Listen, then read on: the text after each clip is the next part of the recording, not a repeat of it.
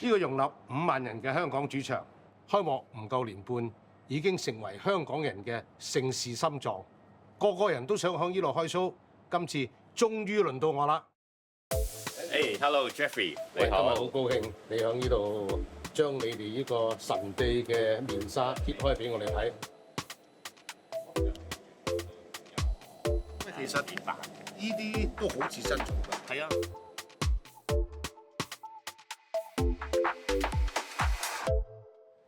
香港人啦，好多都希望嚟到啟德體育園啦，嚟到開 show。嗱，我唔係隨便講㗎，我真係響呢度開 show。歡迎大家收睇廣播道會客室。今日嚟到啟德體育園主場館，我反客為主嚟到呢度咧，訪問體育園嘅總裁金文豪先生 Andrew。Hello Jeffrey，你好，歡迎你嚟到啟德體育園啦。嗱，呢度咧，其實無論係睇 show 又好，睇演唱會又好，其實氣氛都好重要㗎。今日嚟到呢度咧，我就帶咗少少嘢嚟送俾你。啊，就係呢支應援棒。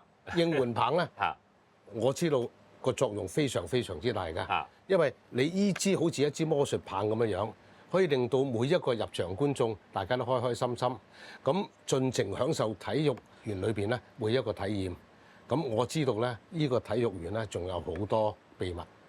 呢個面紗咧，即係好多人想拎開嚟。係啊，睇睇裏邊有啲乜嘢嗱。首先呢幾日啦，有足球賽啦。係冇錯。咁但係2個禮拜前咧，仲係地台嚟嘅喎。係你點樣一變就變將個地台變為草地啦？你知啦，早前又落好大雨噶嘛。係。咁你又要將嗰個頂閂咗佢。係啊，冇錯嚇。咁裏邊保養又點樣樣咧？即係我都想你一介紹俾我哋香港嘅市民聽一聽，佢哋真係好想知道㗎。咁啊，冇問題啊 Jeffrey 嚇。嗱，呢個俾咗你先，呢支魔術棒咧就等你去變啦。好多謝晒啊，多謝 Jeffrey。就我諗咧，我哋可以首先講講成個體育園嘅具體情況啦。咁啊，香港嘅呢個啟德體育園咧，我哋佔地嘅面積咧係28公頃。咁呢28公頃裏邊咧，其實就包含咗好多唔同嘅呢個設施同埋設備嘅。咁就首先咧，就我哋有幾個最主要嘅設施啦，包括就係我哋今日坐喺度嘅主場館。咁我哋呢個主場館咧，一共咧係可以容納咧5萬人嘅呢個座位。咁所以咧，大家可以見到咧，就我哋外邊嘅呢個座位數咧，一共係有5萬。就有啲人話6萬嘅喎，咁啊，即係點樣嚟嘅咧？6萬又嗱，其實就咁嘅。我哋咧有3個設施。咁啊，第一就係喺呢個主場館。主場館咧，我哋就係可以坐5萬人。咁第二咧，我哋就有個體藝館。體藝館咧係一個室內嘅運動設施。咁嗰度咧係可以坐1萬人。咁另外咧，我哋仲有個 YSG 係一個田徑賽場。咁嗰邊可以坐成5000人。咁所以咧，我哋成個體育園嘅總嘅呢個客流嘅容量咧係65000人。嗱，咁即係個彈性都幾大嘅喎。係啊，冇錯嚇。咁係咪譬如打足球或者演唱會，因為你中間有可能都排咗好多排嘅座位㗎嘛？係。咁又可以增加一啲咧？就咁樣，我哋咧基本上咧，譬如足球賽咁樣講啦。足球賽咧，我哋就係可以咧就用晒我哋所有嘅座位，咁咧就基本上就5萬個座位咧都係可以咧就係用上嘅。咁但係到咗呢個演唱會嘅時候咧，因為我哋會將場館一部分做舞台啦，咁所以咧就係有幾千個座位咧就用唔到嘅。咁但係咧就因為我哋喺我哋嘅 pitch 啦，我哋嗰個球場嗰邊咧係可以擺座位啦。咁所以咧，基本上咧，我哋演唱會嘅做演唱會嘅呢個場景嘅時候咧，我哋呢度大概咧最多嘅時候咧都可以容納到4萬幾人嘅。翻嚟嗰個草地係咪拎支魔術棒揈一揈咁就可以由呢個地台轉為呢個草地嘅咧？係咪成年你都揾啲地台冚住啲草地，要就拎開啲地台就得嘅咧？因為有一個特別嘅處理方法嘅咧。嗱。喺主場館嘅呢個我哋嘅草地嚟講咧，我哋其實呢個草地咧係設計嘅時候咧都係做得非常之巧妙嘅。咁首先第一咧，就我哋成個草地咧，最底層咧係一層呢個人造草。咁嗰個人造草咧就亦都係我哋國際 FIFA 咧certify 嘅，所以咧就基本上咧都係一個可以比賽嘅一個人造草地嚟嘅。咁喺人造草嘅呢個基礎上邊咧，我哋係有一塊呢個底板嘅。咁喺呢個底板上高咧，如果我哋要做球賽嘅時候咧，我哋就可以再鋪呢個真草。咁所以咧，你可以講咧，我哋成個場地嘅設計咧，就好似個三文治咁嚇。就最底層咧係人造草，中間咧係有一層呢個面板。咁喺呢個面板地台嘅基礎上，如果我哋要踢波嘅話咧，就上高會再加一層天然嘅呢個真草皮係。喂，一啲都唔簡單喎。係啊，因為嗰啲天然嘅草皮，你要揾地方養啦。係啊，應用嗰陣時間咧，你就要運嚟。係咁，你幾大功夫㗎喎？係啊，冇錯。所以咧就好似我哋呢個國際嘅足球賽啦。咁我哋呢個草皮咧就係喺珠海嗰邊種。咁就種完之後咧，就喺珠海咧就運過嚟。咁佢哋運過嚟嘅時候咧，就好似呢個地氈咁樣樣，就一卷卷咁樣樣運到嚟香港。咁嚟到香港之後咧，我哋就將佢哋咧就重新咧就係再鋪翻平佢。咁然後咧就要開始咧就係做呢個養護啦。因為咧草本身咧，當你喺呢個泥土裏邊咧，將佢呢個剷起上嚟再運落嚟咧，其實對於草本身咧係一個傷害嚟嘅。咁所以咧，我哋嚟到香港之後咧，啲草嚟到我哋場館之後咧，我哋就要花大概係2個禮拜嘅時間咧，係將佢養護翻嘅。咁啊，最終咧，我哋要達到一個目的咧，就係嗰個草地本身咧係合適呢個國際賽事。咁嗰個蓋或者整個外牆咧，其實就唔係話遮風擋雨咁簡單嘅。我知道裏邊亦都有好多智能嘅措施喺裏邊嚟㗎。咁你可唔可以同我哋介紹一下咧？係啊，嚇！就我哋呢個天幕咧，我覺得係一個我哋成個主場館最重要嘅一個特色之一。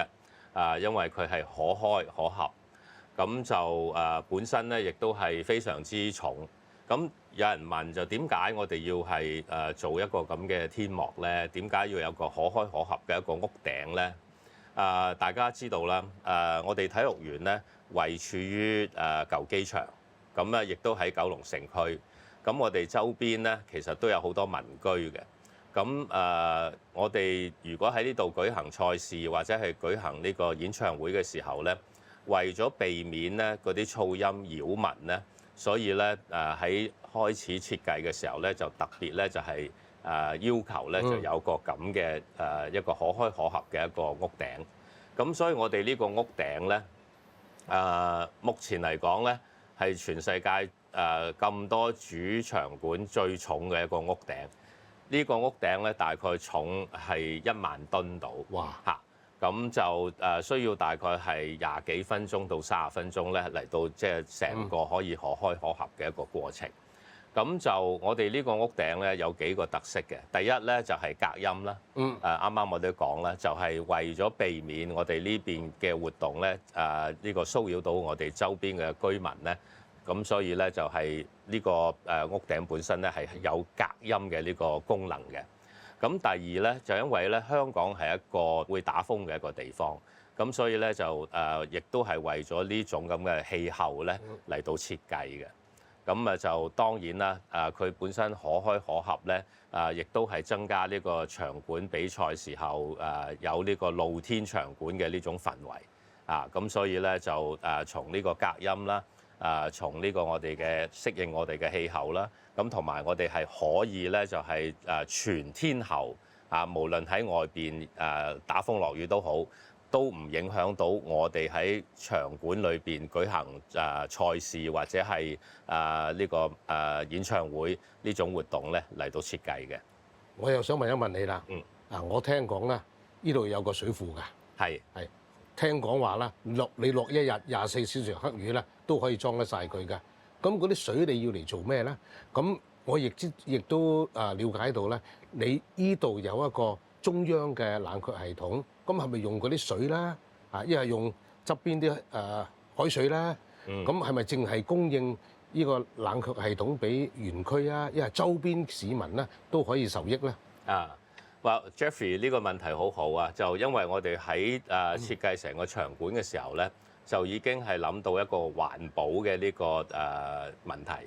咁你知啦，就我哋如果要養住啲草皮嘅話咧，就一定要係淋水噶嘛。咁我哋喺呢個體育園裏邊咧，就有2個地方咧係種緊草皮嘅。第一個就係我哋啱啱講嘅田徑賽館啦。咁嗰個係一個露天嘅設施。咁嗰度嘅呢個草皮咧係需要咧呢個有水嚟到灌養啦。咁另外一個當然就係喺呢度啦，主場館。咁主場館呢度，因為我哋一有賽事嘅時候就要種草啦，就要養草啦。咁我哋養草嘅時候咧，亦都係需要去呢個灌溉。咁所以咧，就喺呢2個場館嘅屋頂咧，我哋都設有呢個儲水嘅呢個儲水池。咁譬如好似喺我哋呢個主場館咧，我哋嘅儲水池咧就係可以儲到85.5萬呢個公升嘅呢個水。咁基本上咧就係一個標準游泳池嘅1/3嘅水。咁就呢度嘅水咧，基本上係可以足夠我哋養草灌溉，大概係成個養草灌溉嘅呢個5個週期嘅一個用水嘅一個需求。咁你講得啱嘅，基本上咧，我哋呢個水箱咧係可以收集咧1個小時嘅黑雨嘅呢個降水量。咁個容量係非常之大。咁就同樣喺呢個田徑賽館嗰邊咧 ，YSG 咧，我哋呢個青年運動場咧，咁嗰邊嗰個水箱咧都差唔多大，嗰度都差唔多成80萬嘅呢個公升嘅呢個雨水咧，我哋係可以收集。咁愛嚟咧就係灌溉嗰邊嗰個草地嘅。咁當然啦，就有咗呢個咁嘅設施咧，我哋就唔需要咧係用我哋珍貴嘅食水咧係去灌草啦。我哋就完全可以依靠我哋天然嘅呢個雨水咧嚟到灌草。咁所以呢個係一個環保嘅一個設計嚟嘅。個冷卻系統唔係用嗰啲水嘅。冷卻系統咧就另外一套啦。咁就香港政府其實係好好嘅，就諗得好周到。成個啟德區裏邊咧，其實有好多嘅公共嘅設施，譬如話我哋喺附近嘅郵輪碼頭啦，咁我哋有啟德體育園啦，咁另外咧亦都有兒童醫院啦，咁同埋呢個機電工程處佢哋亦都有個大樓喺度，咁仲有個工貿大廈。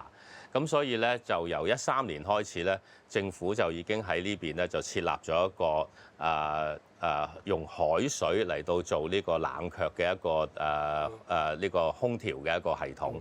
咁呢個系統咧就基本上咧就供應住我哋呢啲公營嘅呢個設施。其實咧就亦都包括我哋宋皇臺同埋呢個啟德地鐵站咧，都係用呢個公共嘅製冷設施咧嚟到供冷嘅。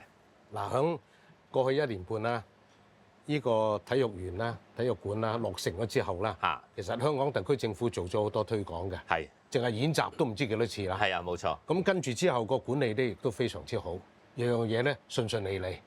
咁我哋1年半咧就成為全世界3甲之一嘅運動館。嗱，響呢一方面咧，個個都上嚟。今日我好彩可以響呢度開 show， 但係有好多人話 book 都 book 唔到嘅。係。咁我又明白到話，原來做一個足球賽咧，有可能2個禮拜甚至到3個禮拜咧，呢個主場館都唔用得嘅。咁你點樣去平衡？譬如一啲演唱會啊，一啲體育活動啊，令到可以將呢個主場館嗰個用額咧maximize 佢咧。係啊，呢個咧就係管理一個場館嘅核心嘅一個管理能力。首先咧，我哋要考慮嘅就係我哋嘅體育同埋運動嘅呢個用途。我哋始終係叫做體育園，係咪？啟德體育園。咁我哋咧當然咧就係以呢個推廣同埋提升體育咧為主嘅。咁因此咧就係任何嘅呢個體育活動咧，只要佢哋係有需求嘅話咧，我哋都必須要係俾呢個優先嘅呢個選擇權俾佢哋。咁由佢哋嚟到定佢哋希望咧係幾時喺呢度做呢個賽事。咁就我哋其實好彩嘅，因為咧我哋呢個場地咧就因為好適合呢個足球，咁同埋足球咧亦都係香港人最中意嘅運動之一。咁所以咧就每一年咧，我哋都係留咗啲位咧，就係俾呢個FIFA Window，就係有呢個賽事嘅話咧，咁我哋就會係安排好咗嗰啲賽事嘅時間。咁另外一方面咧，我哋亦都係有一啲國際嘅主辦方啦，佢哋亦都會帶一啲國際嘅賽事過嚟啦。我哋都會係特別係優先咧，就俾呢啲體育運動嘅賽事咧，先去呢個揀咗我哋嗰啲時間。咁因為咧球賽係有賽季嘅，咁所以咧當我哋呢個球賽賽季呢個時間定咗之後咧，咁我就可以將其他嘅時間咧就安排俾一啲非球賽或者係非體育運動嘅呢個活動。咁譬如好似演唱會啊，或者係其他活動。